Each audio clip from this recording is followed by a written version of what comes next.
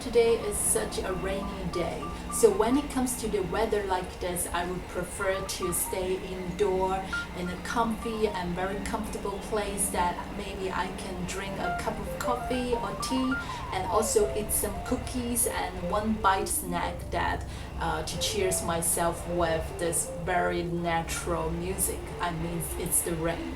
So today I want to share with you 3 types of cookies recipe.